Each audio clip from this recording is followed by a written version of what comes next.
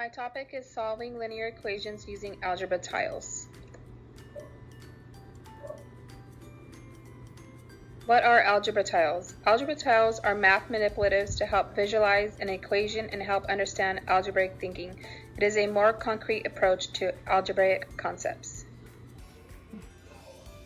Okay, hello guys. Today we're going to be doing a linear equation using algebra tiles. Okay, so first I'm going to go ahead and show you guys the algebra tiles that I have today. This one here is an x squared. This blue side is going to be a positive and this red side is going to represent negative. These long little rectangles over here represent just a single x. The green side represents positive and the red side represents negative. And now I have these little units. They're just going to be the single units. Yellow represents positive and red represents negative. Okay, so here's my problem here. 2x plus 8 equals 22. I'm going to go ahead and just draw a little line down the center with a little equal sign. And we're going to go ahead and represent this using my algebra tiles. I have two x's and they're both going to be positive, so I have them on the green side. And then I have plus 8 single units, so we're going to go ahead and add 8 single positive units. Okay, and then on the other side of the equal sign we have 22. I am going to come into a bit of a problem here because I don't have 22 single units, but what I can do is just draw in the rest, which is something you can do if you don't have algebra tiles and you still want to see it visually. You can just go ahead and draw in your own algebra tiles, or also what some people do is just make them with some paper, some construction paper, or even just some regular white paper, and you can just draw in your colors. Okay, so right here I believe I have a total of 15. Okay, so I have 15, and then I'm just gonna go ahead and draw in what I need. 16, 17, 18, 19, 20, 21, and 22. Okay, so I'm gonna go ahead and just color these in to represent my positive for the yellow side.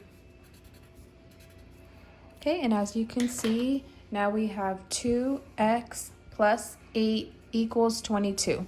So now we're going to go ahead and solve the problem. First, we're going to start off by subtracting the 8. We want to get that variable alone. So we have now 2x equals 14. Okay, so now we're going to go ahead and take away the 8 from this side of the equation, and we're going to go ahead and take away 8 from this side of the equation, and that should leave us with 1 2 3 4 5 6 7 8 9 10 11 12 13 14. Okay, so we have 14 over here and 2 x's over here, so now we have 2x equals 14.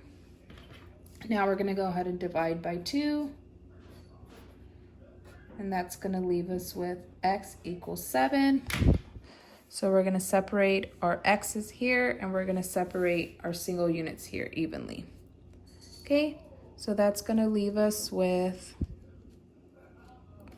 1x equals 7. Okay, so if you can see, I separated them equally on both sides, which leaves us with x equals 7. And there's our answer using algebra tiles. Okay, so I have another problem for us here. The problem is going to be 4x plus 9 equals 1. I'm going to go ahead and start representing that with my algebra tiles here. I'm going to grab 4 x's, 1, 2, 3, 4, all on the positive side.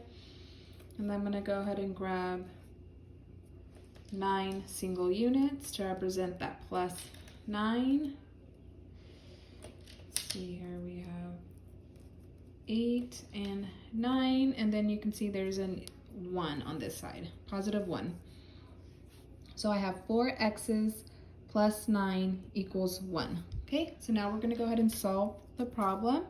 Our first step is going to be to subtract 9 from both sides, which gives me 4x equals negative 8. So all we got to do is just take away the 9 from this side, and we're also taking away 9 from this side, which is making it a negative 8. Okay, so 1 subtract positive 9 equals negative 8. But we're going to flip them now to represent that negative. Okay, so I have negative 8 over here.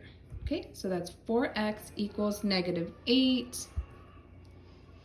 And now what we're going to do is we're going to go ahead and divide by 4. Okay, which leaves me with x equals negative 2. And how we're going to represent that with the tiles is we're going to divide up these right here. We're going to separate them here, and then we're going to separate these as well equally. Okay, so we have there, we have over there, and we have here. Okay, so as you can see, 1x equals a negative 2. And that's our answer. X equals negative 2.